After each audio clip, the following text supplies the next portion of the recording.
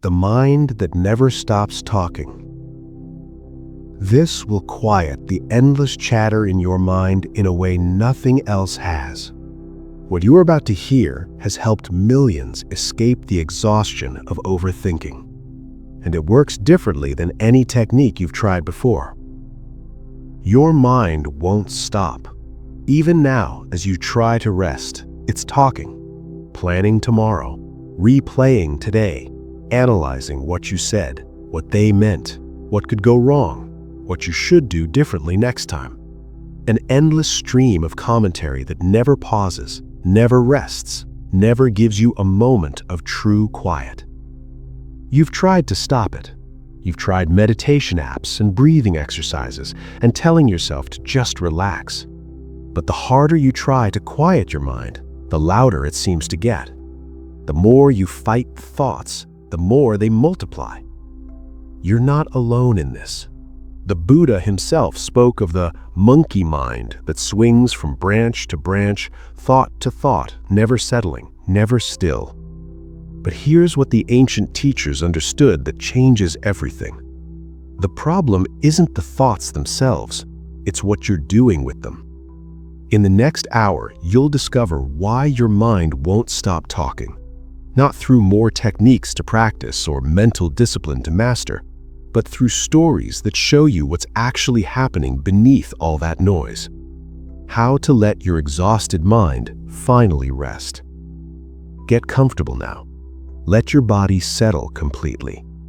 Take one full breath in and let it go. Your relief begins here. In a monastery in ancient Japan, there lived a scholar monk named Takuan, who was known throughout the region for his brilliant mind. He could debate any point of Buddhist philosophy, quote sutras from memory, analyze the most complex teachings with surgical precision. His intellect was celebrated, admired, considered one of the monastery's greatest assets. But Takuan had a secret he shared with no one. He couldn't sleep. Every night, as the other monks drifted into peaceful rest, Takuan's mind would start working. Not intentionally, he didn't choose to think, but the moment he lay down, thoughts would begin flowing like water from a broken dam. He'd replay conversations from the day. Did I phrase that teaching correctly? Should I have used a different example? What did the abbot mean by that comment? He'd analyze his practice. Was my meditation deep enough? Am I progressing as quickly as I should be? Why can't I achieve the states that other monks describe? He'd plan tomorrow's schedule. First the morning chant, then breakfast. But should I eat quickly and get to the library early, or take my time and arrive when fewer monks are there? At what texts should I study? The Heart Sutra again, or move on to something new? Then his mind would jump to worries. The autumn rains were late. Would there be enough food stored for winter? His elderly mother in the village, was she well? He hadn't visited in weeks. Should he ask permission to leave the monastery? But that would interrupt his studies. Round and round the thoughts went, some important, some trivial, all of them demanding attention, creating an endless mental to-do list that could never be completed because new items appeared faster than old ones could be resolved. Takuan would lie there for hours, exhausted but unable to stop thinking. When he finally did sleep, his dreams were fragmented, anxious continuations of his waking thoughts. He'd wake feeling more tired than when he'd gone to bed. During the day, he functioned well enough. His sharp mind still worked, still analyzed, still debated. But beneath the surface, he was crumbling.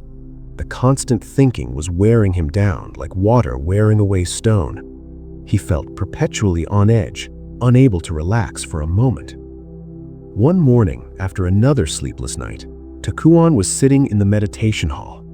The other monks were practicing zazen, sitting meditation, their faces peaceful and still, and his mind was racing, observing his own meditation, judging it, comparing himself to others, wondering if he was doing it right, thinking about meditation instead of actually meditating.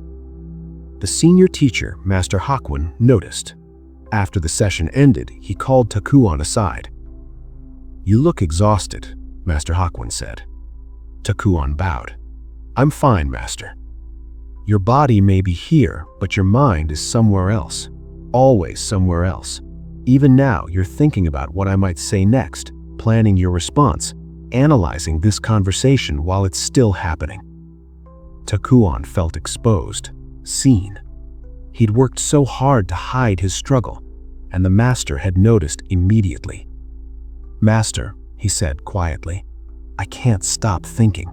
My mind never rests. Even when I try to meditate, I'm thinking about meditating. When I try to sleep, I'm thinking about sleeping. The thoughts never stop. What's wrong with me?" Hakuin was quiet for a long moment, looking at this brilliant young monk who was being slowly destroyed by the very mind that made him brilliant. "Walk with me," Hakuin said. They left the meditation hall and walked to a small stream that ran through the monastery grounds. The water flowed steadily, making a soft rushing sound. Hakuin sat down on a rock by the stream and gestured for Takuin to sit beside him. "Listen," Hakuin said. "What do you hear?" "Water, Master, the stream flowing." "Has the water stopped flowing since we sat down?" "No, Master." "Will it stop flowing when we leave?" "No, Master, it flows continuously." "And does the stream worry about flowing? Does it think, I must flow correctly, I must flow better than other streams, I must analyze my flowing to make sure I'm doing it right?" Takuin smiled slightly despite himself. "No, Master. Water simply flows." "Your thoughts are like this water," Hakuin said. "They flow continuously. This is not a problem. This is not something wrong with you. Thoughts arising is as natural as water flowing, as wind blowing, as rain falling. The stream doesn't fight against its own flowing, so why are you fighting against your thoughts?" "But Master," Takuin said, frustration creeping into his voice, "if I don't fight the thoughts, they take over everything. I can't rest, I can't be present, I can't even meditate properly because I'm always thinking." Hakuin picked up a small stone and tossed it into the stream. They watched the ripples spread and fade. "You're not fighting the thoughts," Hakuin said quietly. "You're fighting about the thoughts. You're thinking about thinking. This thought is good, that thought is bad. This thought is useful, that thought is a waste. I should be thinking about this, not about that. This mental war is what's exhausting you, not the thoughts themselves." He continued, his voice patient and kind. "Watch carefully. A thought arises. Then immediately another thought arises about that thought. I shouldn't be thinking this. And then another. Why can't I stop these thoughts? And another. I'm failing at meditation. And another. What's wrong with me? Each thought spawning more thoughts about itself, like ripples creating more ripples." Takuin sat with this, recognizing the pattern immediately. He could see it happening in real time. A thought about his mother, then a thought judging that thought as distraction from practice, then a thought criticizing himself for being distracted, then a thought about how he should be better at this, each one building on the last, creating an avalanche from a single snowflake. "So what do I do?" Takuin asked. "How do I stop this?" Hakuin smiled. "You're doing it again, thinking about how to stop thinking, creating another layer of thoughts on top of the existing thoughts." He gestured toward the stream. "Does the water ask how to flow? Does it need instructions? Does it practice flowing? Or does it simply flow because that's what water does? Your thoughts are the same. They arise because that's what minds do. Thinking is not the problem. The problem is the exhausting work you're doing with every thought that appears, judging it, analyzing it, trying to control it, creating commentary about it, having thoughts about having thoughts." "But without that," Takuin said slowly, "without analyzing and controlling, won't the thoughts just run wild? Won't they pull me in every direction? Tell me, does the stream run wild? Does it scatter in chaos? Or does it follow its natural course, flowing around obstacles, moving with its own intelligence?" Takuin watched the water. It did flow with a kind of intelligence, not forced or controlled, but naturally finding its path, adapting to the terrain, moving effortlessly. The mind is the same. When you stop fighting your thoughts, when you stop creating thoughts about thoughts, the natural intelligence of mind emerges. Thoughts arise, thoughts pass, like clouds moving across the sky. You don't need to manage them, control them, or have a committee meeting about whether each one is appropriate. This is the first truth about overthinking. The problem isn't that you have thoughts. The problem is what your mind does with every thought that appears. It creates a second layer of thinking about the first layer, then a third layer analyzing the second, then a fourth layer judging the third. Right now, as you hear these words, your mind is probably doing exactly this. A thought arises about something you need to do tomorrow. Then, immediately, another voice in your mind says, I shouldn't be thinking about that now. I should be focused on this. Then another voice says, why can't I just relax? Then another says, I'm bad at this. Each layer building on the last.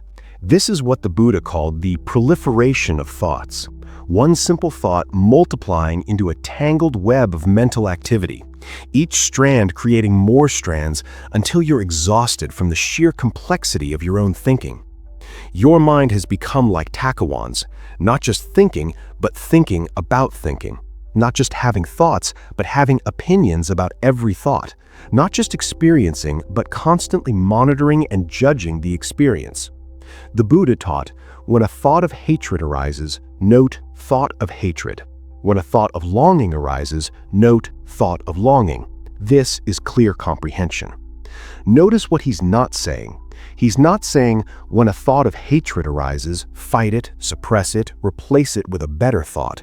He's not saying, when a thought of longing arises, analyze why you have it, figure out what's wrong with you, create a plan to stop having such thoughts. He's saying simply, note it, see it clearly, then let it pass, the way you'd watch a cloud pass across the sky.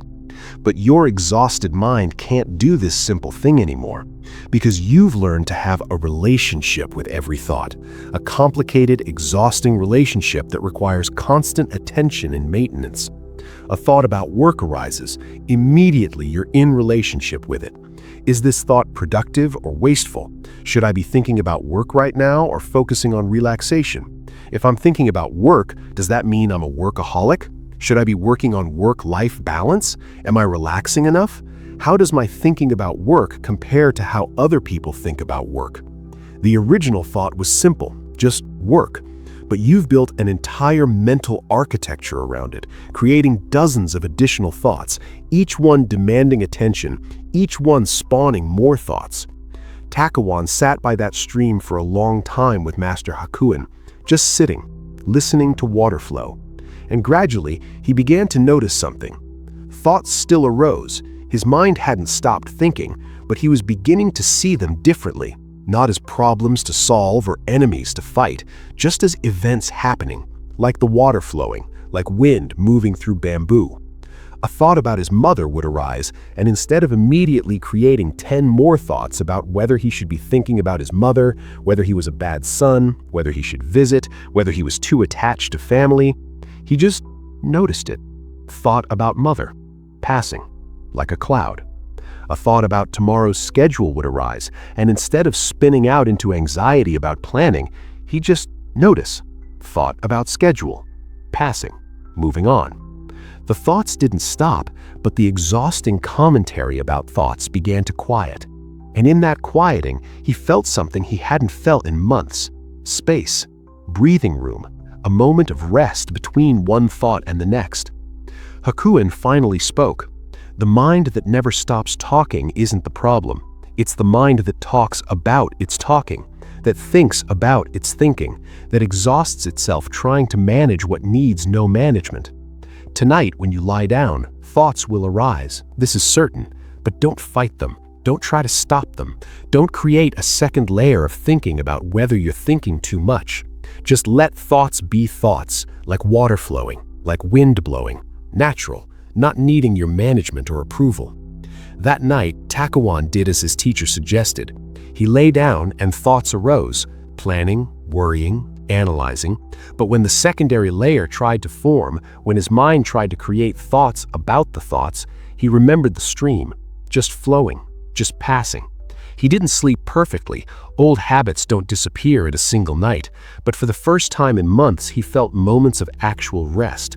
Spaces where thoughts passed without hooking him, without spawning endless commentary, without demanding exhausting management.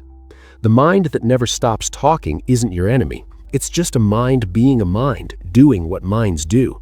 The exhaustion comes from the talking about talking, the thinking about thinking, the endless meta-commentary that your mind has learned to create about every simple thought that arises. Right now, your mind is probably talking about this teaching. Is this helping? Should I be understanding more? Am I doing this right? How do I actually apply this? Each question creating more questions, more analysis, more mental work. But what if you didn't need to do any of that? What if thoughts could just be thoughts, arising and passing like clouds, like wind, like water flowing down a stream? You don't need to stop thinking. You need to stop the exhausting work you're doing with every thought that appears. This is the first step toward a mind that can finally rest. But here's where it gets tricky, because the moment you try to stop thinking about thinking, you're thinking about thinking about thinking. The trap deepens. The next part shows exactly how this happens and why trying harder makes everything worse. The trap of thinking about thinking.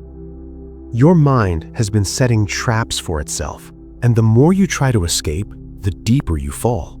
What you're about to understand will show you why every solution you've tried has become part of the problem. There's something peculiar about overthinking that makes it uniquely difficult to resolve. When you have a physical problem, you can often think your way to a solution. When you have a practical problem, analysis helps. But when thinking itself is the problem, using more thinking to solve it is like trying to put out a fire with gasoline. You've experienced this.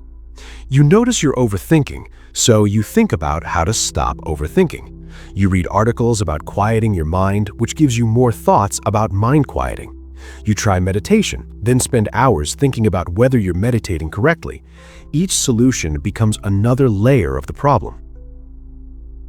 In a monastery in ancient China, there lived a young monk named Wei who became fascinated with the Buddhist teaching about emptiness of mind.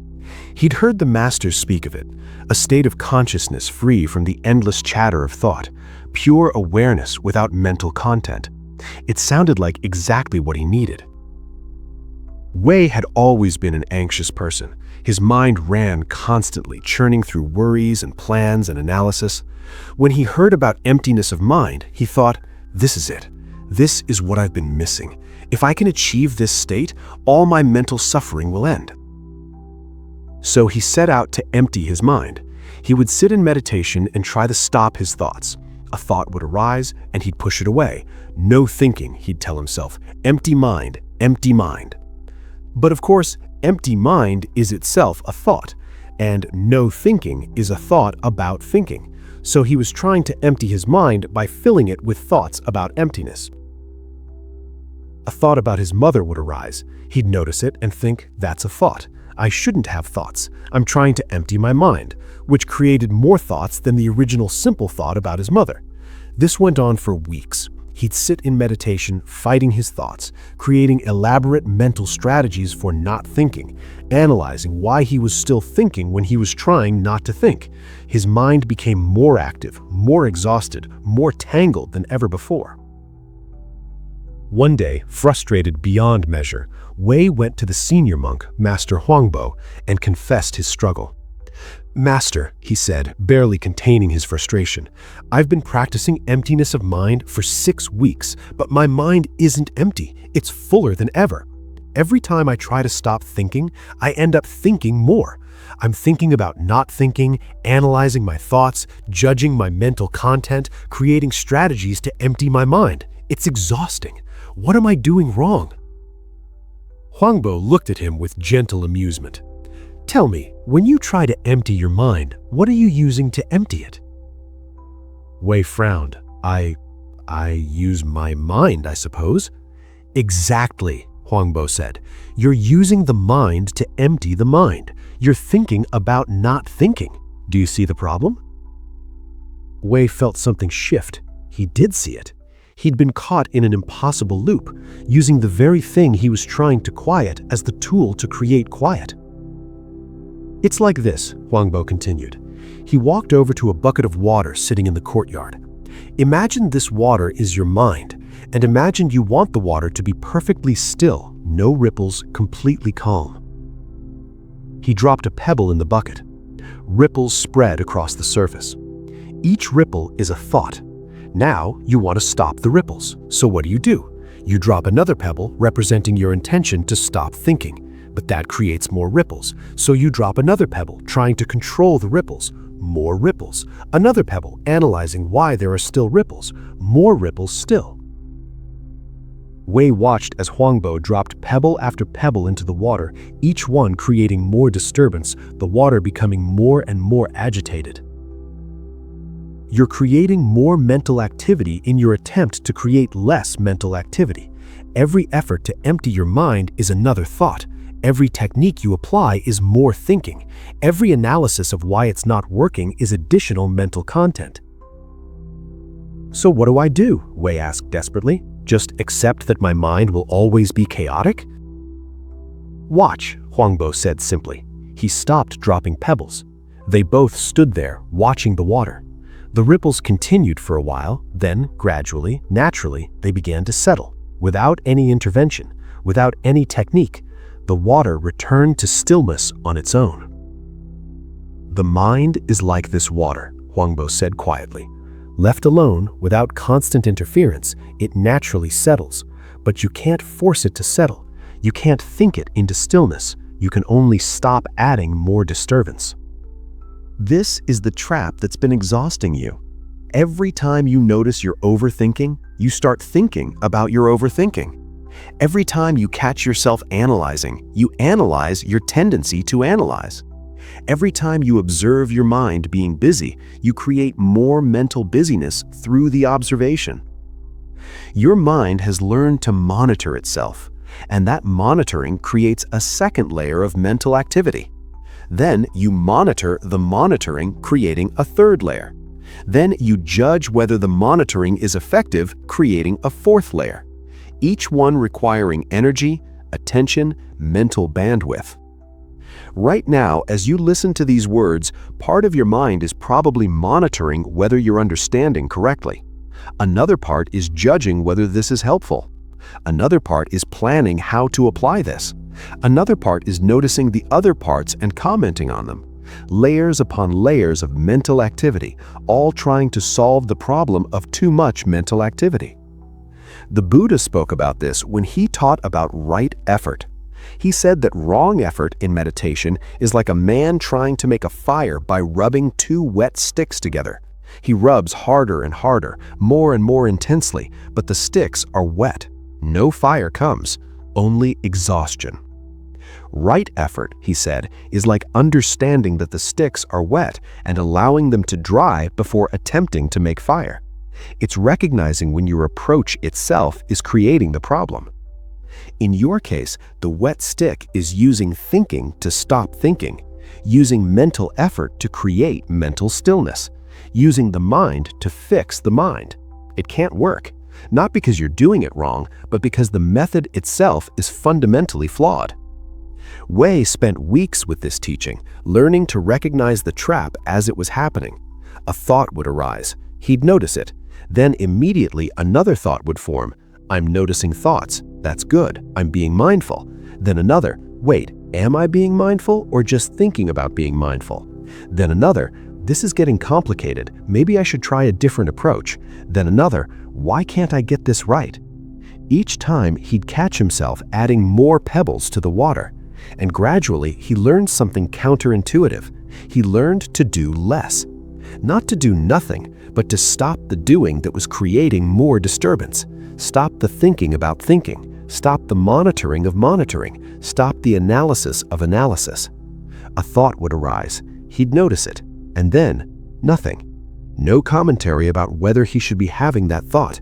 No analysis of what it meant. No judgment of his mental state. Just the thought arising and passing, like a ripple moving across still water. This wasn't easy. His mind had spent years building these habits, decades of creating commentary on every experience, monitoring every mental state, judging every thought. The habit had momentum, but slowly, gradually, spaces began to emerge, moments where thoughts arose and passed without hooks, without the exhausting secondary and tertiary layers of mental activity, moments where his mind simply functioned without all the additional work he'd been adding to it. This is what you need to understand about your overthinking.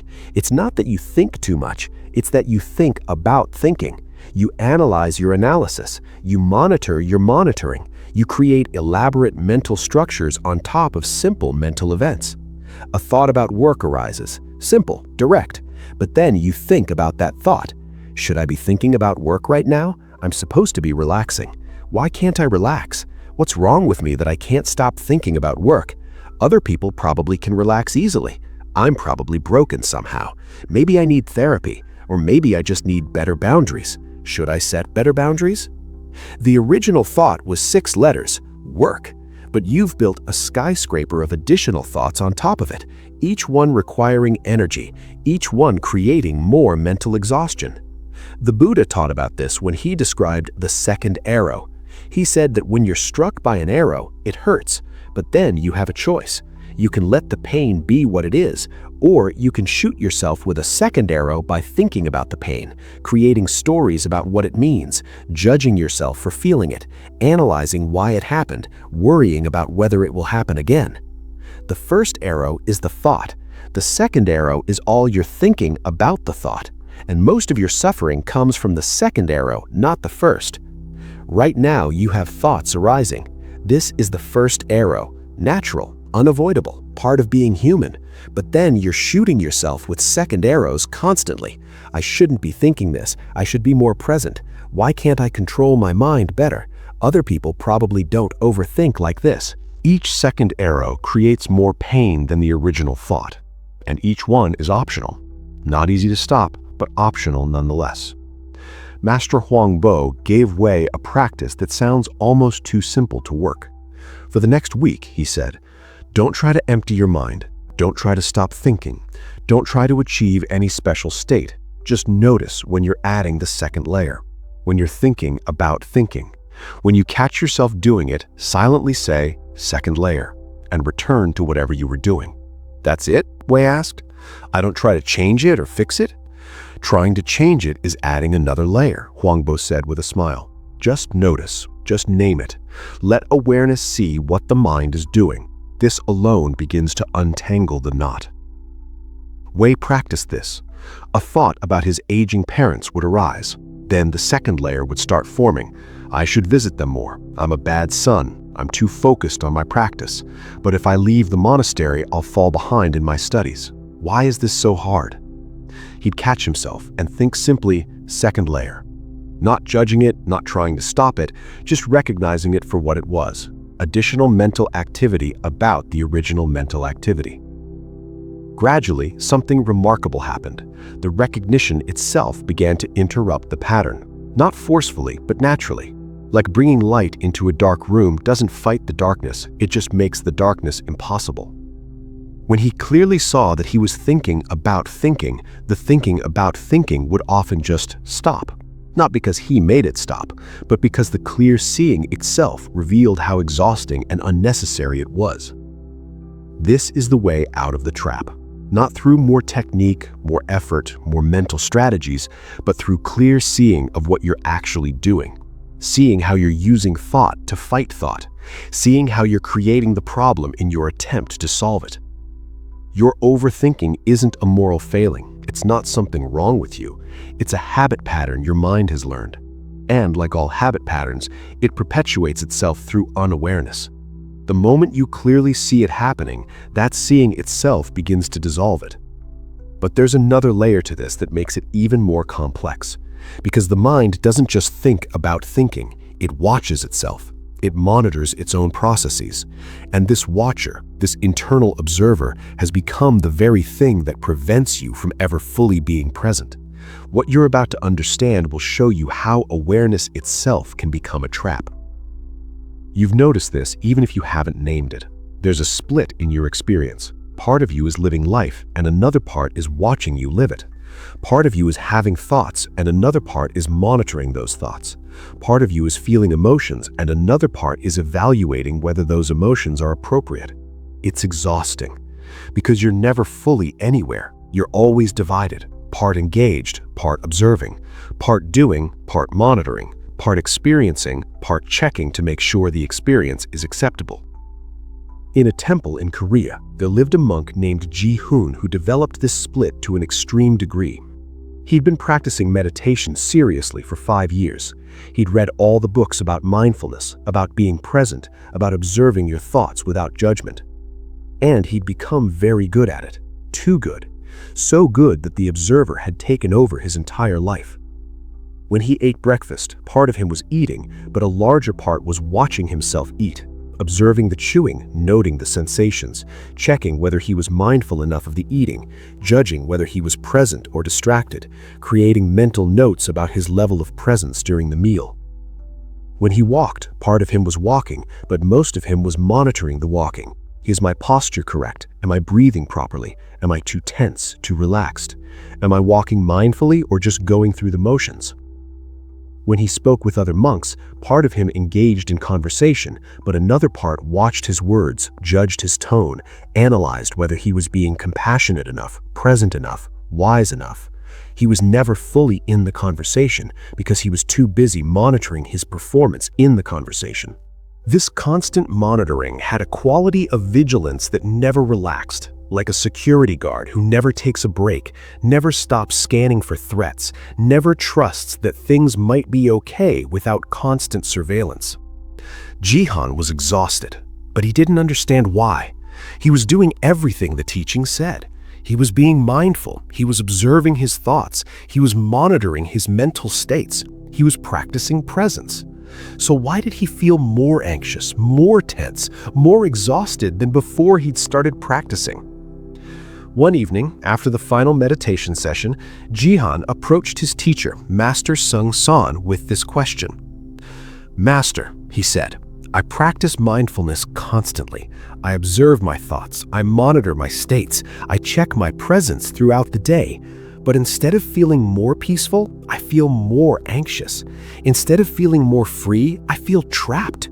What am I doing wrong?" Master Sung San looked at him for a long moment. Then he asked a simple question. "When you eat, do you taste the food?" Jihan started to answer about his mindful eating practice, but the master interrupted. "Not do you observe yourself tasting the food, do you actually taste it? Are you there for the taste, or are you busy watching yourself taste?" Jihan paused. He realized he couldn't remember the last time he'd actually tasted his food. He'd been so busy monitoring his mindfulness during eating that the actual experience of taste had become secondary to the observation of eating. "When you walk," the master continued, "do you feel the ground, or are you too busy watching yourself feel the ground?" Again, Jihan realized the truth. He'd become so focused on observing his walking that the direct sensation of walking had faded into the background. The watching had become more prominent than the experience being watched. "You've created a watcher," Master Sung San said gently. "A part of your mind that stands apart from life and monitors everything. And now this watcher has become more real to you than life itself. You're not living, you're watching yourself live. You're not present, you're watching yourself try to be present." "But Master," Jihan said, confusion and frustration mixing in his voice, "isn't that what mindfulness is? Observing ourselves? Being aware of our thoughts and actions?" The master smiled. "There's a difference between natural awareness and constructed watching. Natural awareness is like space. It's simply there, holding everything, but not working at holding anything. Constructed watching is like a security guard, constantly vigilant, constantly checking, never resting." He continued, "True mindfulness is being the eating, not watching yourself eat. Being the walking, not monitoring your walking. Being the thought, not standing apart from the thought and judging it." "But how do I know if I'm doing things correctly if I'm not watching?" Jihan asked. That's the trap right there, the master said. The belief that you need constant surveillance to make sure you're doing life correctly. But who is this watcher? And who is being watched? This question stopped Jihan completely. Who was watching and who was being watched? He'd always assumed there was a real him that needed to be monitored by an aware him. But when he looked closely, he couldn't find a clear boundary between the two. The watcher was just more thoughts, more mental activity, another layer of mind pretending to be separate from the mind it's watching, pretending to have authority over the rest of mental experience. This is exactly what's happening in your own mind right now. There's a part of you reading these words, and there's another part watching you read, checking your comprehension, judging whether you're understanding correctly, evaluating whether this is useful, comparing your understanding to what you think you should understand. This watcher isn't some separate higher consciousness. It's just more thinking, more mental activity, another layer of mind that's exhausting you by pretending to be separate from the mind it's watching.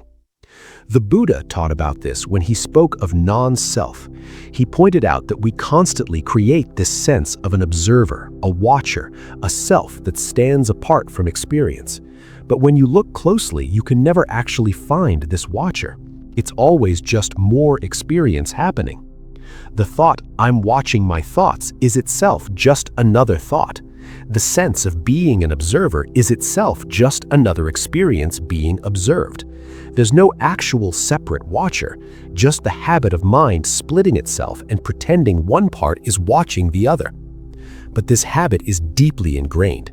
You've been practicing it your whole life, creating this internal observer, this monitoring function, this constant checking to make sure everything is okay, everything is correct, everything is acceptable. Right now, part of your mind is probably monitoring your state. Are you relaxed enough? Are you paying attention? Are you understanding this teaching? Are you being mindful or spacing out? Each question creating more mental work, more vigilance, more exhaustion. Master Sung San gave Jihan a practice that sounded almost dangerous at first. For 1 week, he said, "I want you to stop being mindful." Jihan was shocked. Stop being mindful? But that's the foundation of the practice. Not stop being aware, the master clarified. Stop the constructed watching. Stop the monitoring. Stop checking to see if you're present. Just eat when you eat. Walk when you walk. Sit when you sit. Without the security guard, without the constant surveillance, without the exhausting vigilance. "But won't I become careless?" Jihan asked. "Won't I just drift through life unconsciously?" "Try it and see," the master said.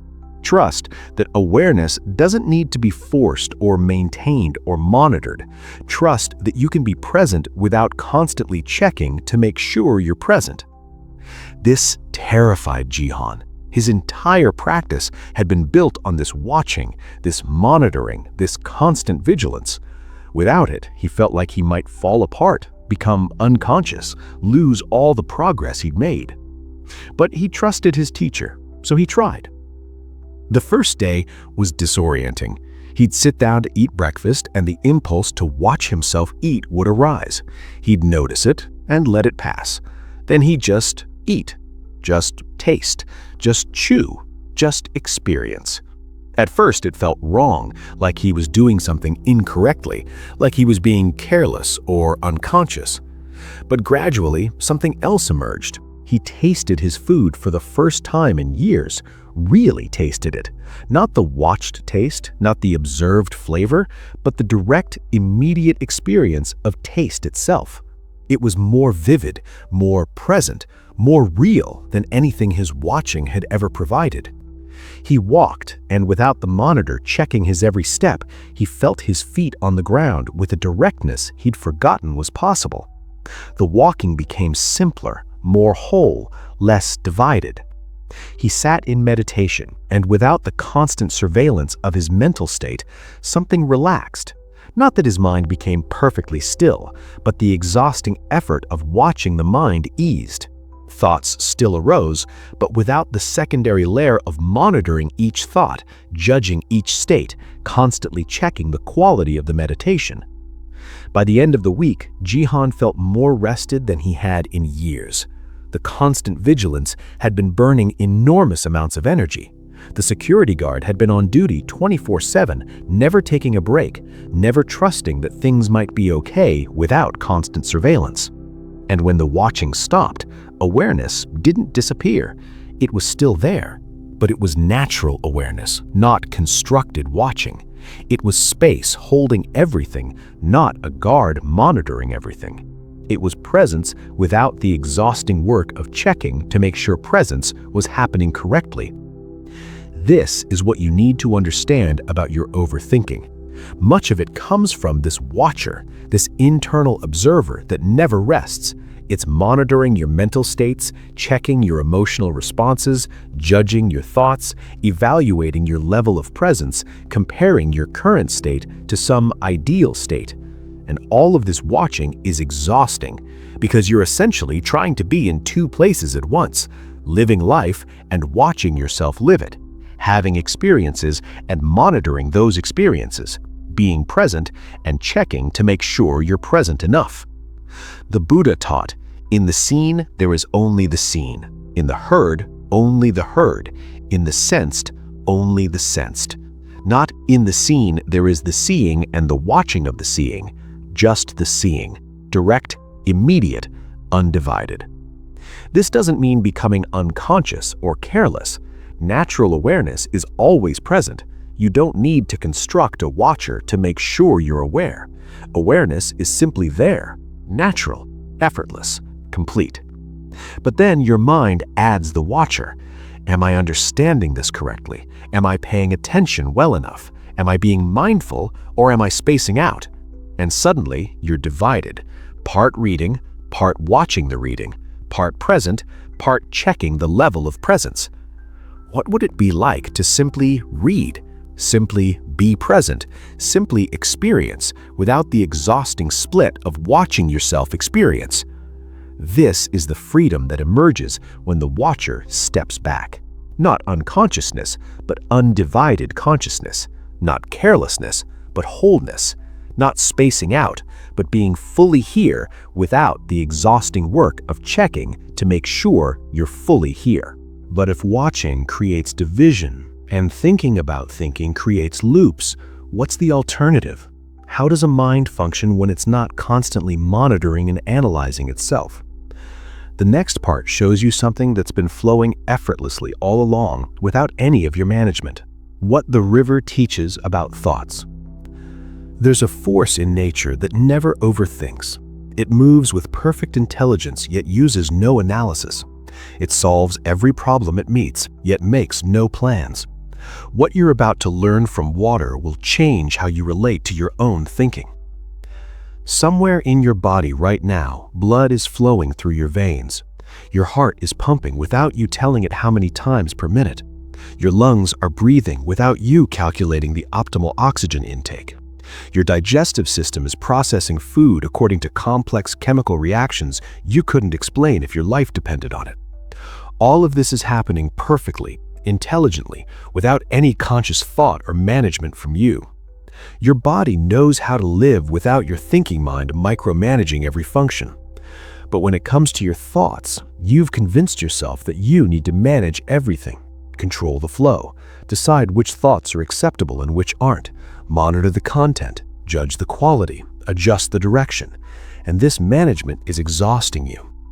In ancient China, there was a scholar named Lin who suffered from what we'd now call analysis paralysis.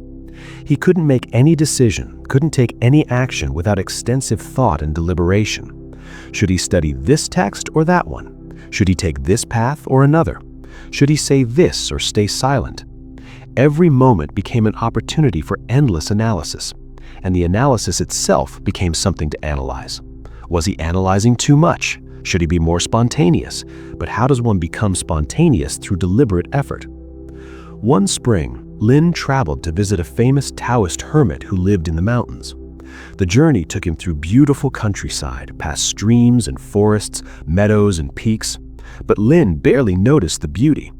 He was too busy thinking about the questions he would ask, planning the conversation, rehearsing possible responses, analyzing the best way to present himself. When he finally arrived at the hermit's dwelling, he found the old man sitting beside a stream, watching the water flow past. Lin bowed respectfully and began to speak. "Master, I have traveled far to seek your wisdom. I am troubled by my mind's constant activity. I cannot stop analyzing, planning, thinking about thinking. I have read all the philosophical texts, consulted all the wise teachers, but still my mind won't rest. What technique can you teach me to quiet my thoughts? What practice will finally bring me peace?" The hermit said nothing. He just continued watching the stream. Lin waited, uncomfortable in the silence. Was the master testing him? Should he ask the question differently? Maybe he'd been too direct, or not direct enough. Should he sit down, remain standing? Was this uncomfortable silence part of the teaching? After what felt like an eternity, but was probably only a few minutes, the hermit finally spoke without taking his eyes off the water. "This stream," he said simply. "Tell me what you see."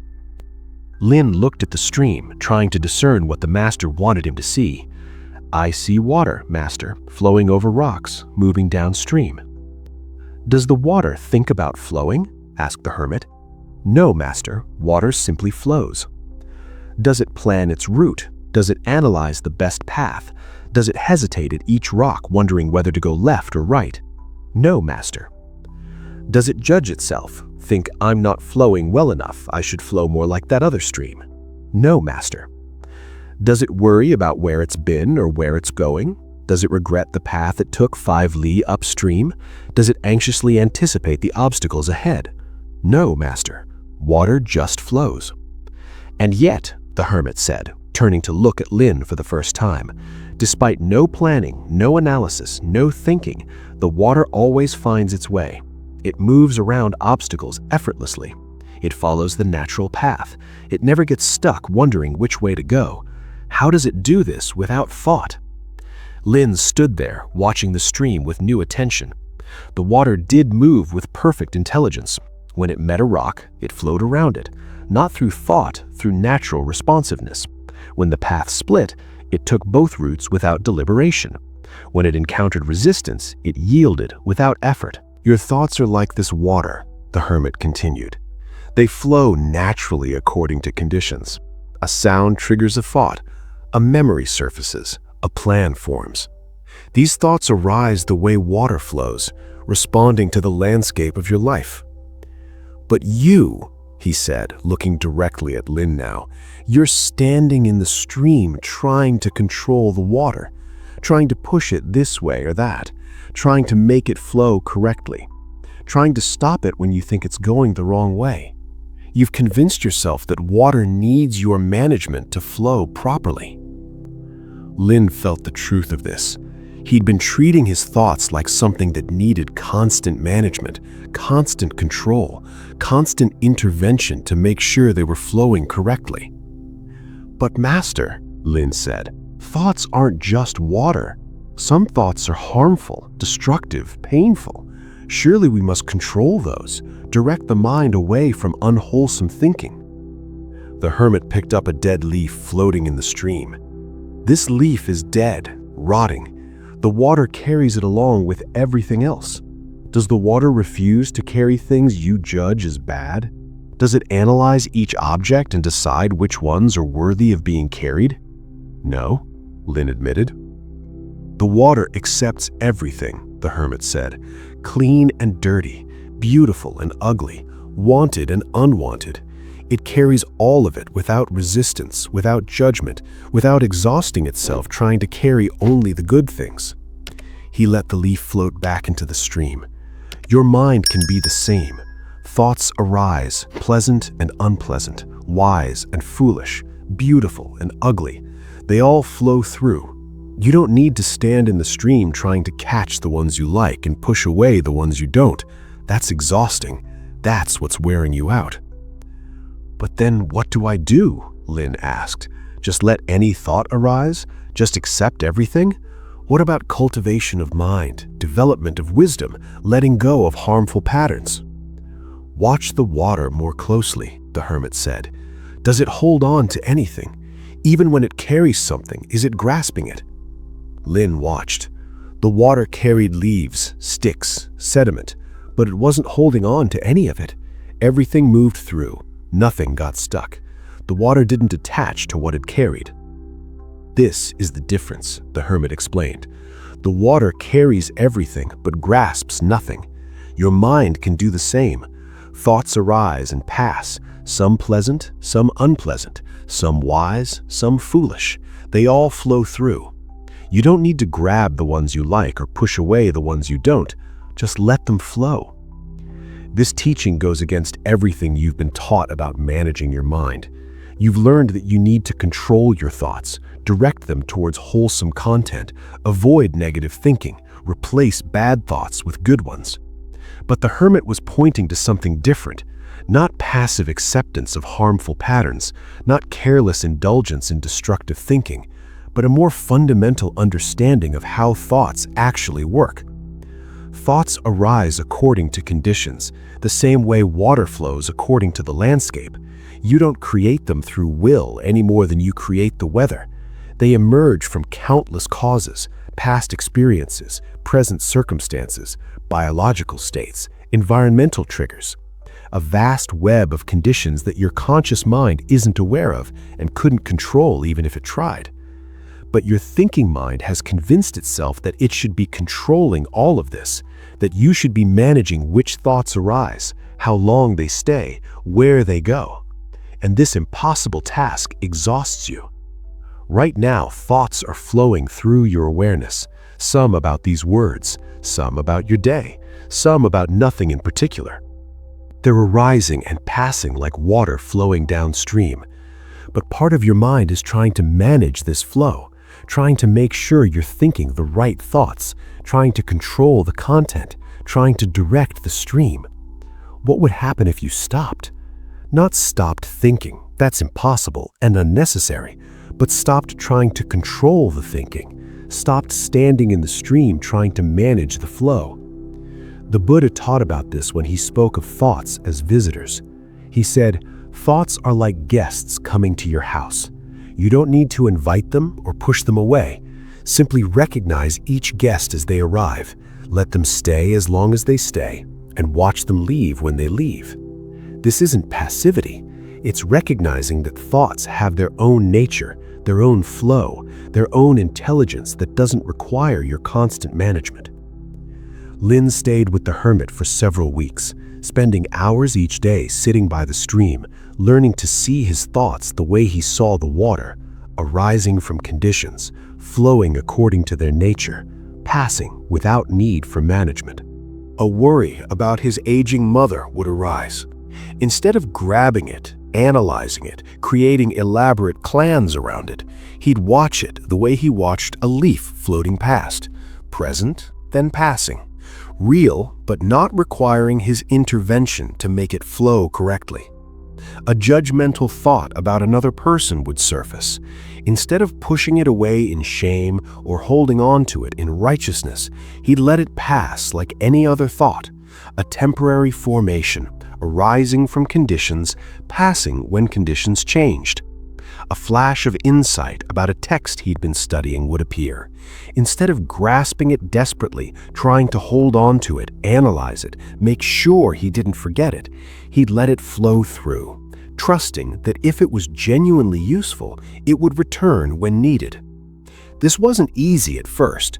His mind had decades of habits around thought management, decades of trying to control the flow. But gradually, as he watched the stream day after day, something began to shift. He noticed that thoughts flowed much more smoothly when he wasn't interfering, that they resolved themselves more elegantly without his management, that his mind had a natural intelligence that worked better without constant conscious intervention. The water never got stuck on a rock because it wasn't trying to control its path. It simply responded to each moment, each obstacle with fluid intelligence, and his thoughts, when left to their natural flow, had the same quality. This is what your overthinking has been missing. You've been trying to control something that works better without control, trying to manage something that has its own intelligence, standing in the stream of your own thoughts, trying to direct the flow when the flow already knows where it's going. The Buddha said, when you realize that nothing is lacking, the whole world belongs to you. He wasn't talking about material possessions. He was pointing to the recognition that your mind doesn't lack anything. It doesn't need your constant management to function properly. It has its own intelligence, its own flow, its own way of working that's actually more elegant than anything your controlling mind could design. Right now, your thoughts are flowing. They're arising and passing according to conditions you're mostly not aware of. And beneath all of that, beneath the stream itself, there's something that's been there all along, something that's never been disturbed by any thought, no matter how turbulent the surface appears. The next part takes you beneath the surface of the stream to the stillness that's always been there, even in the midst of the most chaotic thinking, the silence that your overthinking has been trying to achieve but couldn't create because it was already present all along. The silence beneath the noise. Beneath every thought, beneath every word, beneath all the mental noise that's been exhausting you, there's something that's never been disturbed. What you're about to discover has been here your entire life, closer than your own breath, waiting beneath the surface. You've been so focused on the noise that you've forgotten about the silence, so fixated on the thoughts that you've overlooked what holds them, so busy trying to quiet your mind that you've missed the quiet that's already there, untouched by any mental activity. It's like someone standing at the edge of the ocean, desperately trying to calm the waves, never noticing the vast, still depths beneath the surface that remain undisturbed no matter how turbulent the water above. In a monastery in Tibet, there lived a monk named Dorje who had been practicing meditation for 15 years. He was disciplined, sincere, dedicated. Every morning, he would sit for hours trying to achieve mental stillness, trying to reach that state of perfect calm he'd read about in the texts, heard the masters describe. But his mind never became truly still. Thoughts continued arising, sometimes fewer, sometimes more, but always present. Some days his meditation felt relatively calm, other days it was chaos, and he judged every session. Was this good meditation or bad meditation? Was he progressing or regressing? Was he getting closer to the stillness or further away? After 15 years, he was exhausted. Exhausted from trying, exhausted from judging, exhausted from the sense that he was failing at something that seemed to come easily to others. Everyone talked about finding peace in meditation, achieving stillness, experiencing the quiet mind. But for Dorje, meditation remained effortful, inconsistent, frustrating. One winter, a wandering yogi arrived at the monastery. He was old, weathered, with eyes that held something Dorje couldn't name. Not happiness exactly, not peace in the way Dorje understood it, but something deeper, a quality of being that seemed unshaken by circumstances. Dorje asked if he could speak with the yogi, and the old man agreed. They sat together in Dorje's small meditation room as snow fell silently outside. "Teacher," Dorje began, "I've been trying to quiet my mind for 15 years, but the thoughts never truly stop. I achieve moments of relative calm, but they never last. The noise always returns. What am I doing wrong? How do I reach the silence?" The yogi was quiet for a long moment, just sitting, present, that quality of unshakable depth radiating from him. Then he asked, "When you speak, does the silence disappear?" Dorje frowned, not understanding the question. "When I speak, I'm making sound, so yes, the silence is gone while I'm speaking." "Look more carefully," the yogi said. "Right now, I'm speaking. Words are arising, sound is happening. But what holds the words? What allows sound to exist? Dorje listened more closely. The yogi's words arose and fell, appeared and disappeared, and beneath them, around them, holding them, silence. A vast silence that wasn't destroyed by sound, but actually allowed sound to exist. The silence doesn't go away when sound arises, the yogi said softly. Sound arises within silence, like waves arising within the ocean. The waves don't destroy the ocean, they're made of the ocean. They arise from the ocean and return to the ocean. But the ocean itself is always there, always whole, always undisturbed at its depths, even when the surface is turbulent. He continued, "Your thoughts are like sounds. They arise and fall, appear and disappear, and you've been trying to get rid of the sounds to find the silence. But the silence is already there. It's what holds the thoughts. It's what allows thoughts to exist. Thoughts arise within silence the way sound arises within silence." Dorje sat with this, and something in his understanding began to shift.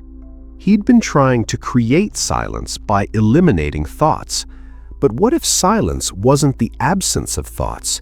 What if it was the space in which thoughts arose and passed? "Close your eyes," the yogi said. "Listen to the sounds outside. The wind, distant voices, whatever is there." Dorje closed his eyes and listened. He heard wind moving through the eaves of the monastery, a door closing somewhere, the faint sound of chanting from another building, each sound distinct, separate, arising and fading. "Now," the yogi said quietly, "notice the silence between sounds, the space after one sound ends and before the next begins." Dorje noticed it. After the wind sound faded, there was silence before the door sound arose. After the door sound ended, silence before the chanting became audible. "Now notice something else," the yogi continued. "That silence between sounds, is it different from the silence beneath sounds? Is there one silence that exists only in the gaps and another silence that exists underneath everything?" Dorje listened deeper, and suddenly he perceived it. There was only one silence. The silence between sounds and the silence beneath sounds was the same silence. Sounds arose within it, existed within it, faded within it, but the silence itself was continuous, unbroken, always present, whether sound was happening or not. "Your thoughts are the same," the yogi said. "They arise within silence, the silence of awareness, the silence of consciousness itself. This silence is always there, always present, always whole, whether thoughts are arising or not." "But I can't feel that silence," Dorje said, frustration creeping into his voice. "My mind feels noisy, busy, full of thoughts. Where is this silence you're talking about?" "You're looking in the wrong place," the yogi said gently. "You're looking at the thoughts themselves, trying to find gaps between them. But the silence I'm pointing to isn't between thoughts. It's what allows thoughts to exist at all. It's what you're experiencing right now, even as thoughts are arising." He paused, then said, "Right now, you're aware of my words. There's awareness present, consciousness happening. That awareness, that consciousness, is it noisy? Does awareness itself think? Or is it silent, still, simply present, while thoughts arise and pass within it?" This stopped Dorje completely. He'd never considered this before. He'd always assumed that his awareness was noisy because his thoughts were noisy. But when he looked directly at awareness itself, at the consciousness that knew thoughts were happening, he couldn't find any noise in it. Awareness itself was silent, still, undisturbed. It was the space in which thoughts arose, but it wasn't affected by the thoughts. Like the ocean depths remaining still, even when waves crashed on the surface. The Buddha taught about this when he spoke of the unconditioned.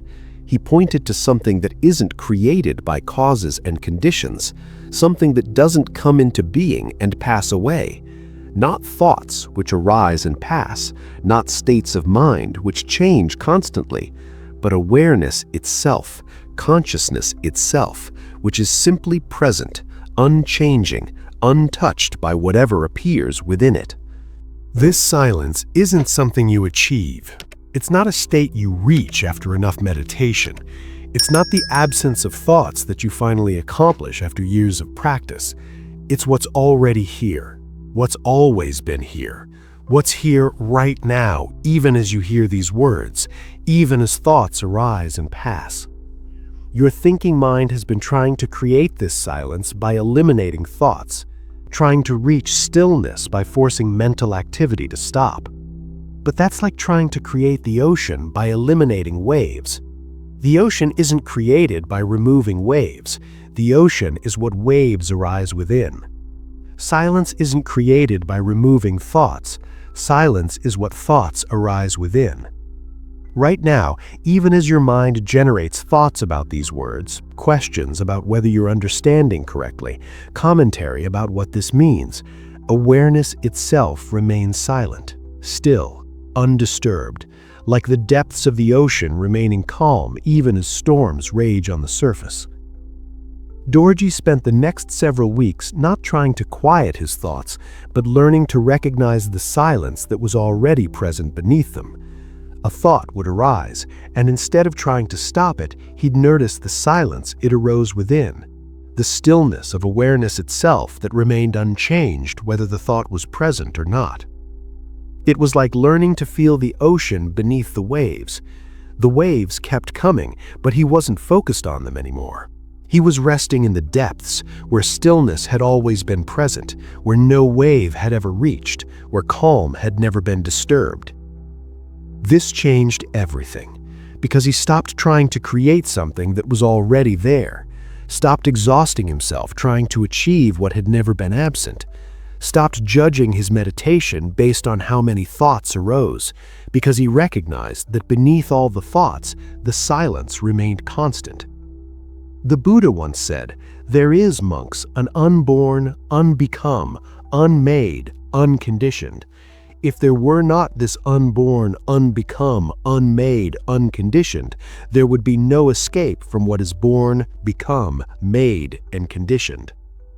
He was pointing to this silence, this awareness that doesn't come into being or pass away, this consciousness that simply is beneath all the rising and falling of thoughts, emotions, sensations, experiences, the still point that's always been here, closer than your breath, more intimate than your own thoughts. Your overthinking has been happening on the surface, thoughts arising, multiplying, creating endless mental activity. And you've been up there on the surface trying to calm the waves, trying to create stillness through effort and technique. But beneath all of that, beneath every thought you've ever had, beneath every moment of mental noise and chaos, there's been this silence, untouched, undisturbed, always present, always whole. You don't need to create it, you need to recognize it. You don't need to achieve it, you need to notice it's already here.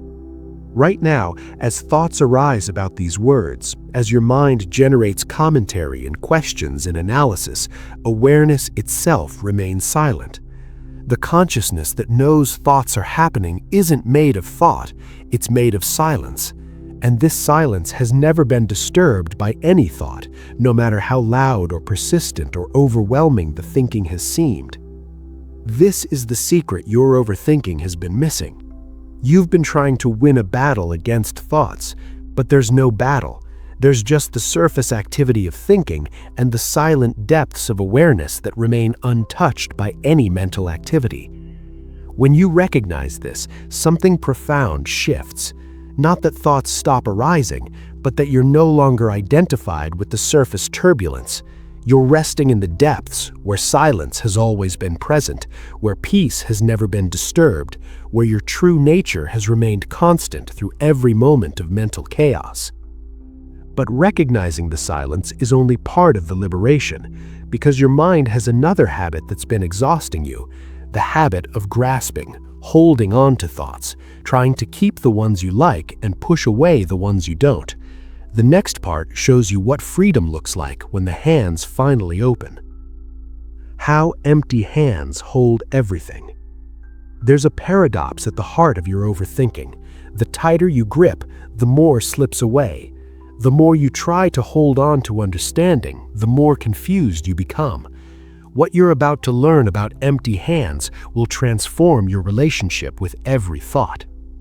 Your mind is exhausted from holding on to worries, holding on to plans, holding on to memories of what was said, holding on to strategies for what might happen, holding on to judgments, holding on to solutions, holding on to the belief that if you just think about it enough, you can finally figure everything out and let go. But the holding is the problem, not what you're holding, the grip itself. In ancient Japan, there was a tea master named Rikyu who was known for his profound understanding of wabi-sabi, the aesthetic philosophy of imperfection and impermanence. But before he became a master, before his name was spoken with reverence, he was a young man named Yoshiro who suffered from a particular kind of mental anguish. Yoshiro was brilliant. His mind could hold complex ideas, remember intricate details, make connections others missed. He'd studied with the best teachers, mastered multiple arts, accumulated vast knowledge. His mind was full, rich, sophisticated, and he was miserable. Because his mind couldn't let anything go. Every conversation he had, he'd replay for days. Every decision he made, he'd second-guess endlessly. Every insight he gained, he'd try to hold on to, preserve, make sure he never forgot it. His mind was like hands that never opened, gripping everything that passed through them until the hands were so full they couldn't hold anything else, but still couldn't let go. He came to study tea ceremony, hoping to find some peace, the ritual, the discipline, the focus required. Surely this would help organize his cluttered mind, give structure to the chaos. His teacher, Master Sen no Rikyu, observed him for several weeks, watching how Yoshiro approached each lesson, how he gripped the tea whisk too tightly, how he held his breath while pouring water, how he couldn't simply perform the movements, but had to constantly think about them, judge them, try to hold on to the correct way to do each gesture. One day, Master Rikyu invited Yoshiro to his personal tea room for a private lesson. The room was simple, almost empty. A scroll hanging in the alcove, a single flower in a bamboo vase, nothing else. "Make tea," Master Rikyu said simply. Yoshiro went through the ceremony, his movements careful, precise, his mind working the entire time, remembering the sequence, checking his form, holding on to each instruction he'd learned, trying to perform perfectly. When he finished, Master Rikyu was silent for a long moment. Then he said, "Your hands are too full." Yoshiro looked down at his hands, confused. "Master, they're empty. I'm not holding anything." "Look more closely," Rikyu said, "not at your physical hands, at your mind's hands. How much are they holding right now?" Yoshiro turned his attention inward, and he saw it. His mind was gripping, holding on to the instructions he'd learned, clutching at the desire to perform correctly, grasping at each moment, trying to control it, direct it, make it match his idea of how it should be. "The tea ceremony isn't about holding the right knowledge," Master Rikyu said. "It's about empty hands. Each moment complete in itself, released as soon as it's finished, making space for the next moment to arise naturally." He demonstrated, making tea with movements that seemed almost casual, yet were perfectly precise. But there was a quality of release in each gesture. The picking up of the tea scoop didn't hold on to the previous movement. The pouring of water wasn't gripping toward the next step. Each action complete, whole, and then released, like a flower opening and letting go of each petal. "Watch," Master Rikyu said. He held up his hand, fingers curled into a tight fist. "This is how you're holding your thoughts. Every instruction, every worry, every desire to do it right, gripping so tightly that nothing can move freely. Then, slowly, he opened his hand, palm up, fingers relaxed. "Empty hand," he said. "It can receive everything because it's holding nothing. It can let everything pass through because it's not grasping anything." "But Master," said Yoshiro, "if I don't hold on to the instructions, won't I forget them? If I don't grip my understanding, won't it slip away? If I don't hold on to insights, won't I lose them?" Rikyu smiled gently. "Tell me, when you breathe in, do you hold the air in your lungs forever, or do you let it go so the next breath can come?" "I let it go," said Yoshiro. "And does the letting go mean you lose the ability to breathe? Does releasing each breath mean the next breath can't come?" "No, Master. Your thoughts are the same. Each thought comes, each thought goes. When you try to hold on to them, you create exhaustion, like trying to hold your breath forever. The natural flow is interrupted by the grasping. This is exactly what's happening in your mind right now. You're holding on to thoughts, not intentionally perhaps, but the habit of grasping is so ingrained you don't even notice you're doing it. A worry arises about tomorrow. Instead of letting it pass like a breath, you grab it. You turn it over in your mind. You analyze it from every angle. You create plans around it. You hold on to it, carrying it with you into the next moment and the next and the next. Your mental hands never open. An insight occurs to you while listening to these words. Instead of letting it settle naturally, you try to hold on to it. You repeat it mentally, trying to memorize it.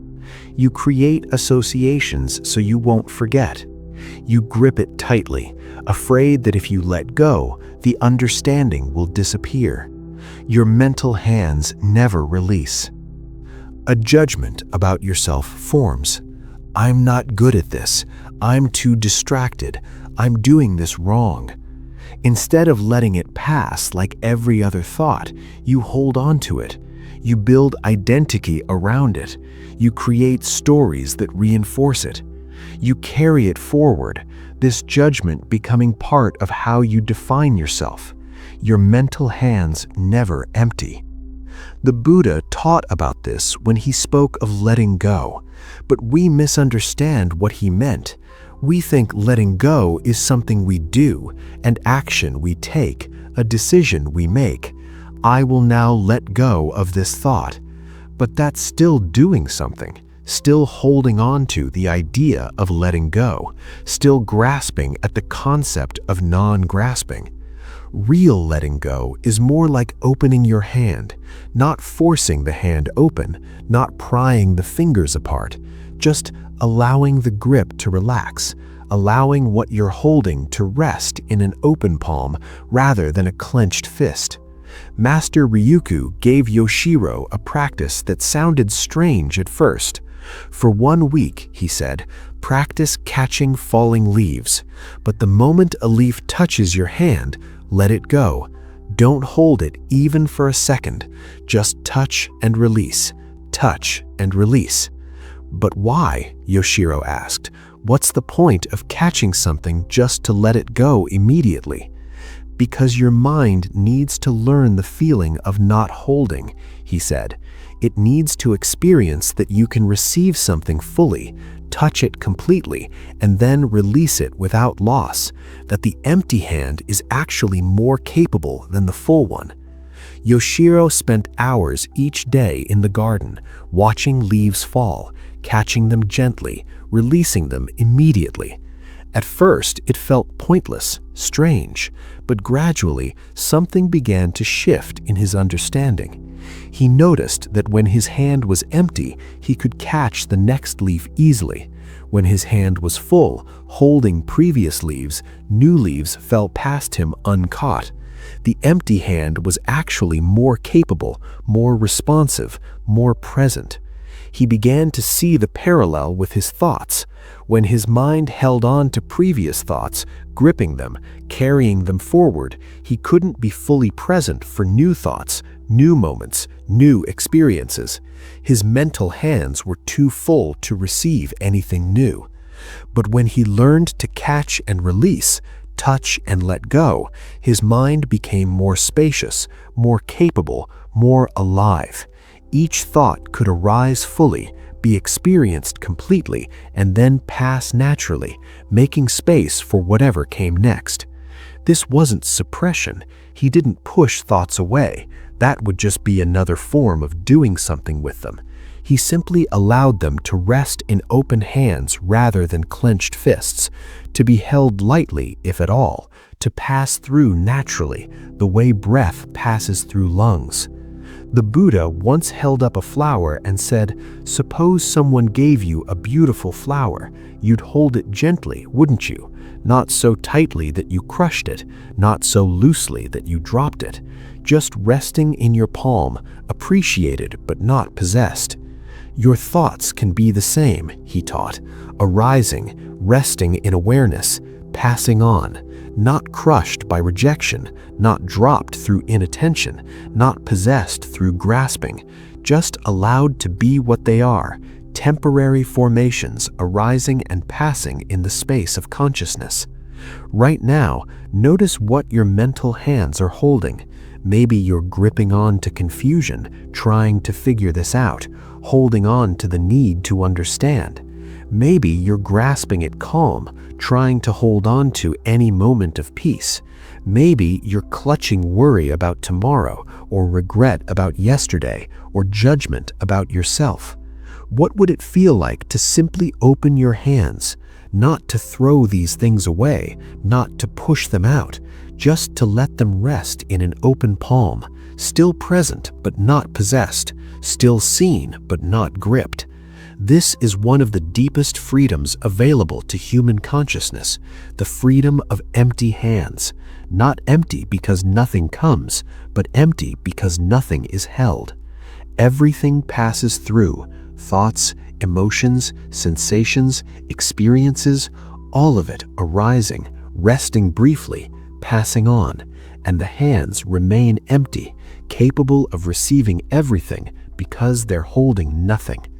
Yoshiro eventually became Ryuku, one of the most celebrated tea masters in history, not because he learned to hold the ceremony perfectly in his mind, but because he learned to let each moment complete itself and pass, making space for the next moment to arise fresh and new.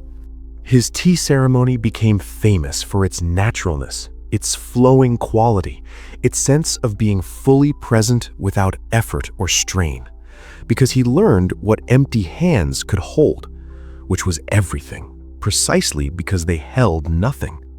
Your overthinking comes partly from the exhaustion of holding, gripping every thought, trying to possess understanding, clutching at peace, grasping for control. Your mental hands are so full, so tightly clenched that nothing can flow naturally anymore. But you don't need to learn how to hold better.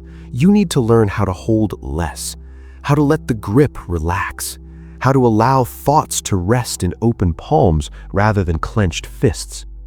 This is freedom. Not the absence of thoughts, but the absence of grasping. And in that absence, something remarkable happens. Your mind finally has space to breathe, to move, to be alive without the constant, exhausting work of holding everything together.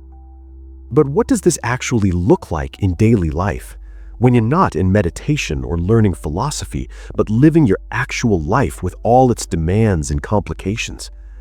The next part shows you someone who embodied this so completely, he forgot how to worry entirely.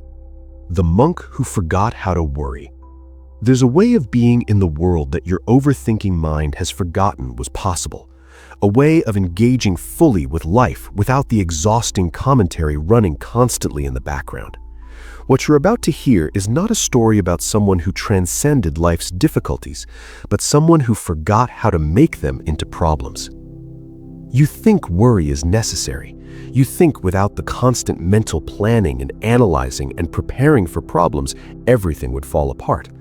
You think the voice in your head that never stops warning you about what could go wrong is protecting you, keeping you safe, making sure you're prepared. But what if it's not necessary? What if worry is just a habit, not a requirement? What if you could engage with life fully, respond to actual problems effectively, and never worry at all? High in the mountains of Japan, there lived a monk named Ryokan who became famous for something unusual, not for his brilliant teachings or his profound realizations, but for something people found both baffling and strangely compelling. He never worried about anything, ever. This wasn't because his life was easy. He lived in a tiny hut, barely weatherproof, exposed to harsh mountain winters. He owned almost nothing. A robe, a bowl, some calligraphy materials. He survived on whatever food he could beg from the village below. He had every reason to worry about food, about shelter, about illness, about the future. But somehow, worry never arose in his mind. Not because he suppressed it, not because he was enlightened beyond human concerns, but because he'd forgotten how to create the mental activity we call worrying. People would visit him with their problems. "Ryokan," they'd say, "I'm worried about my son. He's making bad choices. What should I do?" Ryokan would listen with complete attention. Then he might say something simple. Does the pine tree worry about its branches? Does the river worry which direction to flow? Not philosophical deflection, just genuine puzzlement. Why would you worry? What is worry for? One winter, a terrible storm came through the mountains. Snow piled up for days. The village below was buried. No one could make the journey up to Ryokan's hut. He would be alone, possibly without food for weeks.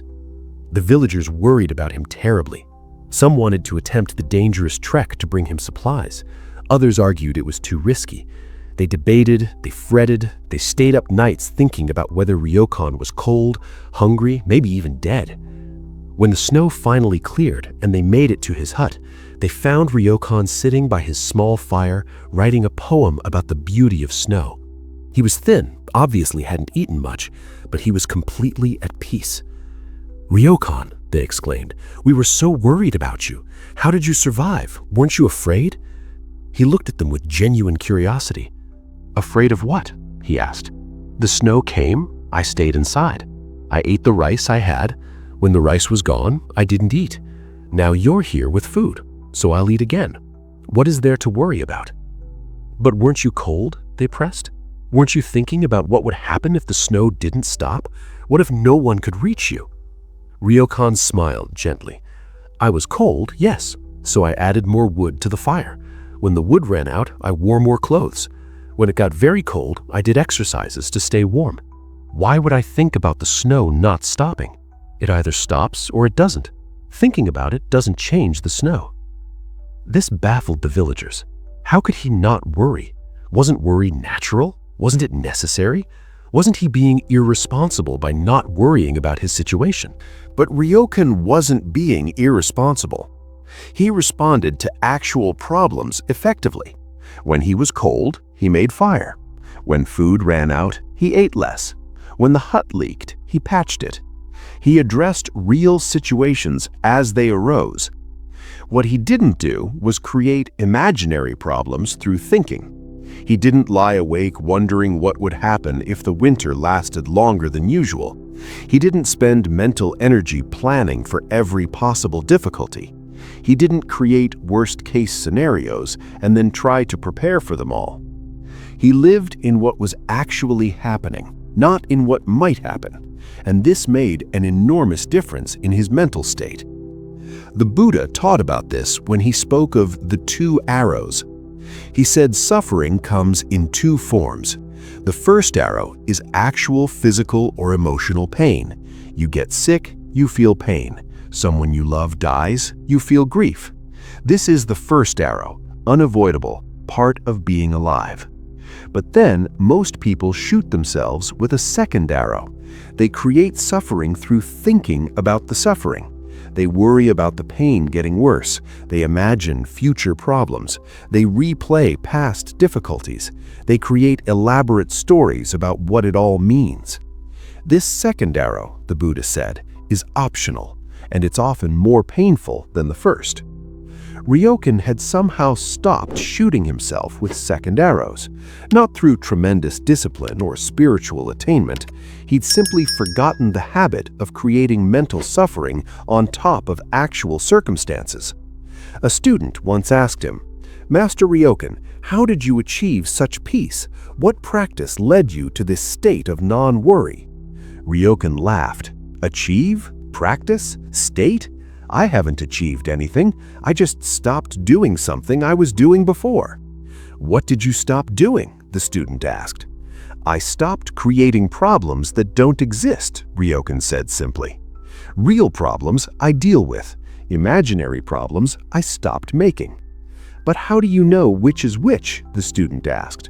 "How do you know if a problem is real or imaginary?" "Very simple," Ryokan replied. "If it's happening right now, it's real. If it's a story about what might happen or what did happen, it's imaginary. I only deal with now. Now is the only time problems actually exist." This distinction is crucial. Your overthinking mind doesn't distinguish between real and imaginary problems. It treats a thought about a potential future difficulty exactly the same way it treats an actual present difficulty. It creates the same stress response, the same anxiety, the same mental spinning. But thoughts about future problems aren't problems. They're thoughts, and treating thoughts as if they were real problems is what creates the exhausting mental activity you call overthinking.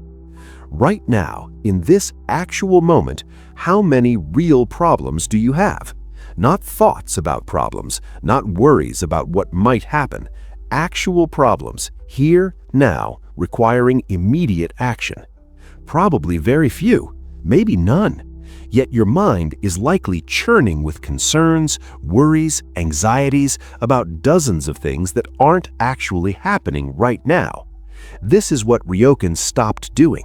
He stopped treating thoughts about problems as if they were problems. He stopped responding to imaginary difficulties with real mental effort. A thought about running out of food might arise. He'd notice it, the way you'd notice a cloud passing overhead. Interesting, then gone. If he actually ran out of food, that was a real situation requiring real action. But thinking about running out of food wasn't a situation, it was just a thought. No action needed. A thought about the roof leaking might surface. Noted, passed. If the roof actually leaked, he'd address it. But worrying about the roof leaking in advance didn't prevent leaks. It just created mental suffering before any actual problem existed. This sounds simple, and it is simple, but it's not easy, because your mind has been training in the opposite direction for decades. It's been practicing worry, getting really good at treating imaginary problems as if they're real, creating elaborate mental scenarios, and then suffering over scenarios that exist only in thought. The Buddha said, "The mind is difficult to subdue, but a tamed mind brings happiness." By tamed, he didn't mean controlled or suppressed.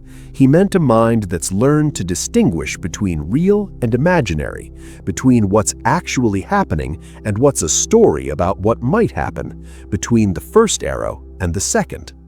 Ryokan's mind wasn't controlled. Thoughts still arose, concerns still surfaced, but he'd tamed the habit of turning every thought into a problem requiring solution. One day, Ryokan returned to his hut to find a thief had broken in and stolen everything. His few possessions, his spare robe, even his begging bowl. Everything gone. He sat down where he would normally sleep and noticed the moon was full, shining through the window beautifully. He wrote a poem. The thief left it behind, the moon at the window. This wasn't spiritual bypassing, wasn't pretending the theft didn't matter, wasn't denying that losing his possessions was inconvenient, but he didn't add layers of mental suffering on top of the actual situation, didn't spend hours imagining who the thief was, why they chose him, what this meant about humanity, whether it would happen again, how he could have prevented it. The actual situation was possessions gone. The response was notice what remains. the moon is still beautiful. Tomorrow he'd address the practical concerns, but tonight there was the moon. This is what living without constant mental commentary looks like. Not transcending problems, not rising above difficulties, just meeting what's actually here without adding the exhausting work of treating thoughts about problems as if they were problems. Your overthinking has convinced you that worry is necessary, that without constant vigilance, constant planning, constant preparing for every possibility, things will fall apart. But Ryokan's life demonstrates otherwise. Things happen as they happen. Problems arise as they arise. And when they do, you respond. Not perfectly, not always successfully, but you respond to what's actually present. And between one actual problem and the next, you could be free. Free from the hundreds of imaginary problems your thinking mind creates every day. Right now, notice what you're worrying about. Is it actually happening right now? Is it a real problem requiring immediate action? Or is it a thought about a potential future problem or a replay of a past problem existing only in your mind? If it's just a thought, you don't need to solve it. You don't need to plan for it. You don't need to figure it out. You can just notice it's a thought, the way Ryokan noticed clouds passing, present then gone. No more attention required than any other passing mental event. This doesn't mean you become passive or irresponsible. When actual problems arise, you address them. But you stop doing all the exhausting work of solving problems that don't exist yet and may never exist. Ryokan lived to be quite old, dying peacefully in his simple hut. People remembered him not for profound teachings or miraculous attainments. They remembered him for something that seemed impossible to them, but was utterly natural to him. He lived his entire life without the burden of worry. Not because he achieved something extraordinary, but because he forgot how to do something unnecessary. And in that forgetting, he found a lightness, a freedom, a way of moving through life that most people don't believe is possible for humans. But it is possible. It's just forgotten, covered over by decades of habit. The habit of treating thoughts as if they were problems. The habit of living in imaginary futures rather than actual present. The habit of shooting yourself with second arrows. You can forget this habit too, not through effort or discipline, but through clear seeing, through recognizing again and again the difference between real and imaginary, between what's actually happening and what's a story about what might happen, between the moon and the thoughts about the moon. But there's one final piece to this puzzle, one last recognition that completes the journey from overthinking to rest. Because beneath all the thoughts, beneath all the worry, beneath even the silence and the empty hands, there's something more fundamental, something that's been present all along before the first thought ever arose. The next part reveals what's been looking all along. The thought that ends all thoughts. There's a recognition that stops the endless cycle of thinking about thinking, not through effort, not through technique, but through seeing what's been here all along, before thoughts began, between thoughts, underneath thoughts, as the very space in which thoughts appear. What you're about to understand is the simplest thing, yet the thing your thinking mind has overlooked your entire life. You've been trying to fix your overthinking, trying to manage it, control it, reduce it, transcend it. But what if the entire project of fixing your thinking is itself thinking? What if every solution you've tried has been another layer of thought attempting to solve the problem of thought? And what if there's something here that's never been broken, something that's never overthought, never worried, never needed fixing at all? In ancient China, there lived a monk named Huke who studied with the great master Bodhidharma. Huke had read every Buddhist text, practiced every meditation technique, studied with numerous teachers, but he was still plagued by his restless mind, thoughts arising constantly, anxiety about whether he was making progress, worry about whether he'd ever find peace. One day, in desperation, he went to Bodhidharma's cave. The master was sitting facing the wall, as he often did, completely still. "Master," Hike said, his voice tight with frustration, "my mind is not at peace. Please pacify my mind." Without turning around, Bodhidharma replied, "Bring me your mind, and I will pacify it for you." Hike turned his attention inward, searching for this mind that needed pacifying. He looked for thoughts, but each thought appeared and disappeared, none of them the mind itself. He looked for feelings, but they too arose and passed, not the mind that was experiencing them. He looked for the sense of self, the I that was thinking, but it too was just another thought, another arising and passing phenomenon. After a long silence, Hike said quietly, "I cannot find my mind." Bodhidharma turned around for the first time, looked directly at Hike and said, "There, I have pacified it for you." In that moment, Hike understood. He'd been trying to fix something that couldn't be found, trying to pacify a mind that had no substance, no location, no independent existence. He'd been creating the problem through the very act of seeking a solution. The mind he was trying to fix was itself just thoughts arising and passing, and the one who was trying to fix it was also just thoughts arising and passing. There was no separate him with a mind that needed pacifying, just the arising and passing of mental phenomena, happening in awareness, requiring no management, no fixing, no intervention at all. This is the final recognition, the one that ends the endless loop of thinking about thinking, not a realization you achieve, a seeing of what's already obvious when you stop overlooking it. Right now, thoughts are arising. You can sense this directly. Some thoughts about these words, maybe thoughts about other things, plans, memories, judgments, questions. Thoughts are happening. But who is aware of these thoughts? Not another thought. The awareness that knows thinking is happening isn't itself a thought. It's what thoughts appear to, the space in which thoughts arise, the consciousness that's present before, during, and after any thought appears. This awareness, look at it directly, not as a concept, not as an idea about awareness, but as the actual experiencing presence that's here right now. Does it have any problems? Does awareness itself overthink?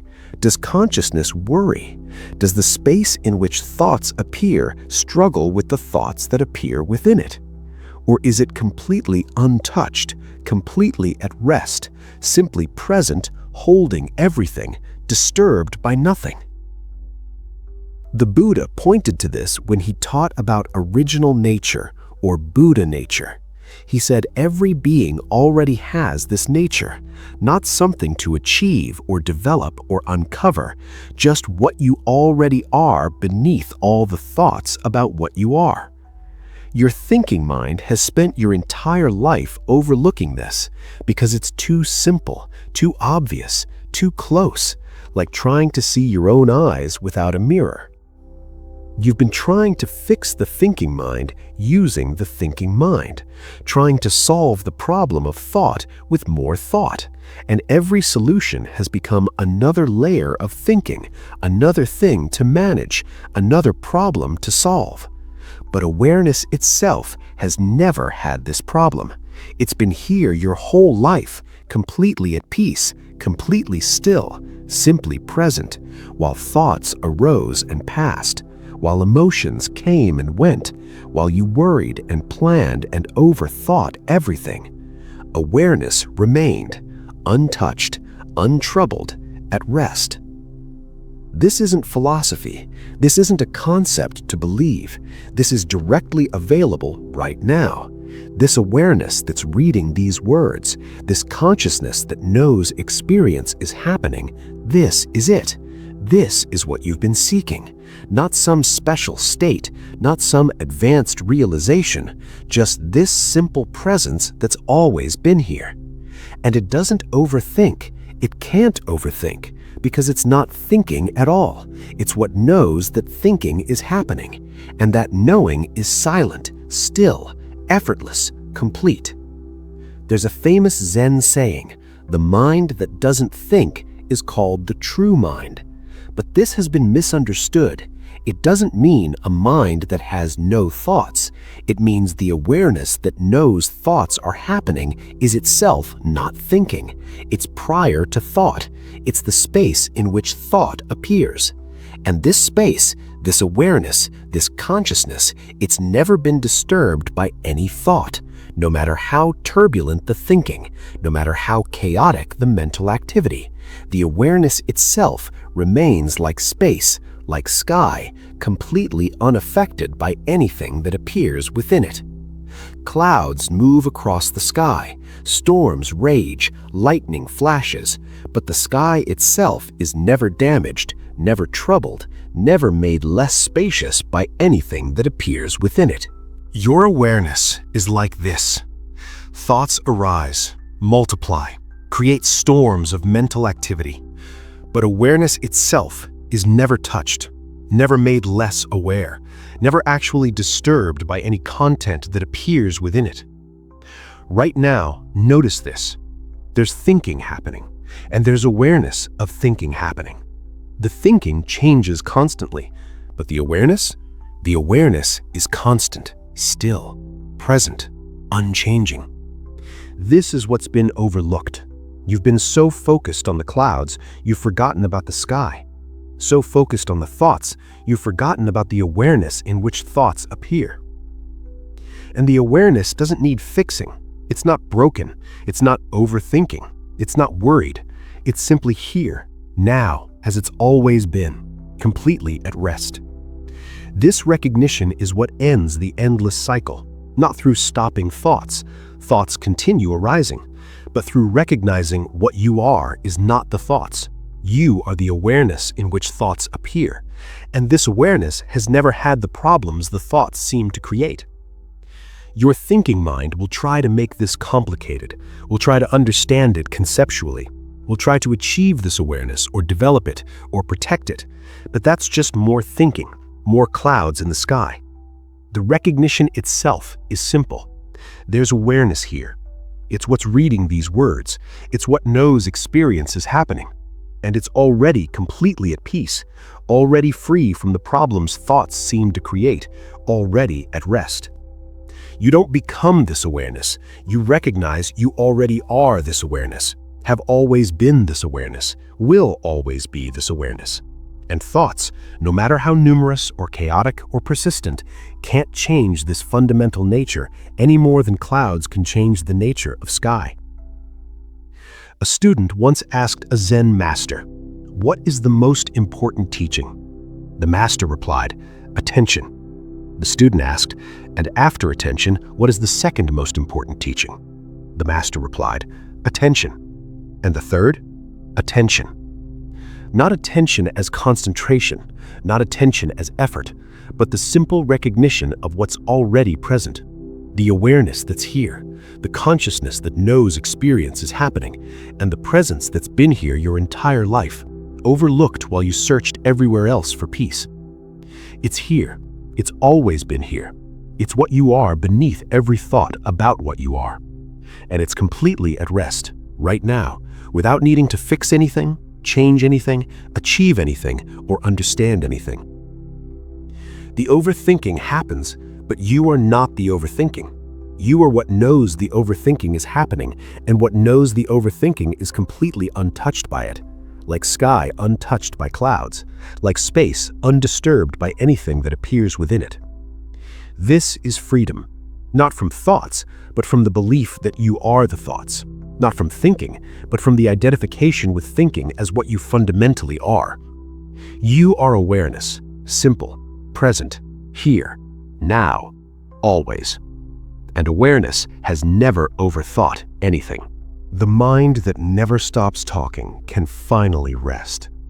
Not because it's learned to be quiet, but because you've recognized what you are is not the talking, it's the listening, the awareness, the space in which all talking appears and disappears without leaving a trace.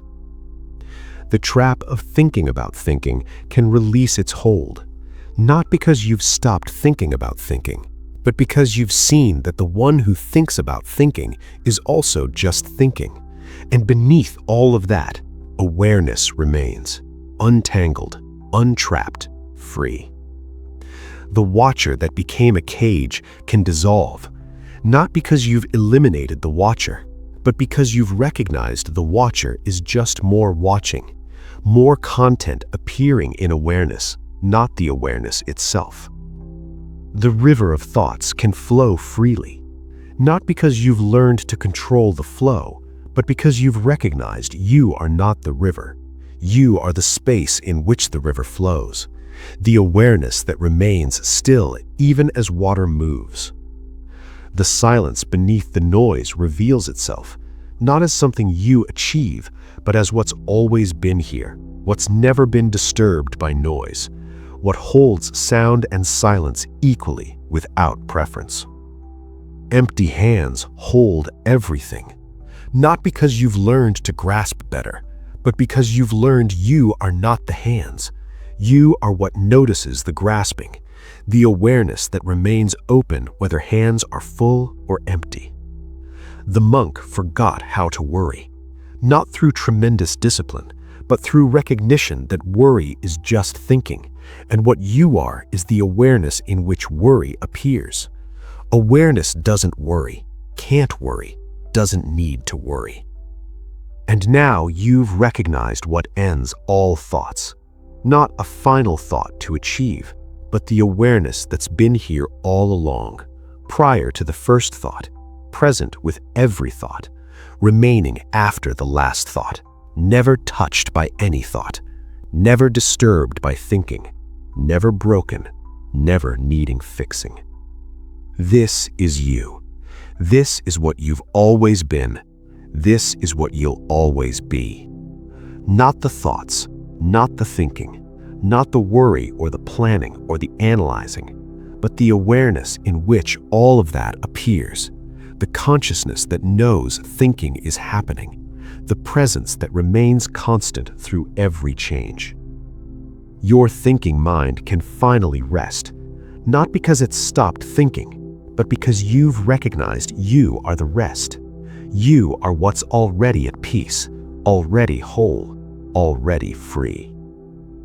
The Buddha said it simply: in the seeing, just the seen; in the hearing, just the heard; in sensing, just the sensed; in thinking, just thoughts. And who knows this? Who is aware of all this arising and passing? You are. Not you as a thought, not you as a story, but you as simple, present, aware consciousness, here, now, always. This awareness doesn't overthink, it simply is. And recognizing this, the long struggle ends, not through victory, through recognition that there never was a battle. Just awareness, being aware, perfectly, completely at rest. From all of us at Wisdom Woven, thank you for this quiet time together. May you discover that the silence beneath your thoughts has been waiting for you all along. May you recognize that the awareness you've been seeking is what you've been seeking with. May your tired mind finally rest in what it's always been. The thinking continues, but you are not the thinking. You are the awareness, the space, the silence, the rest itself. Sleep well.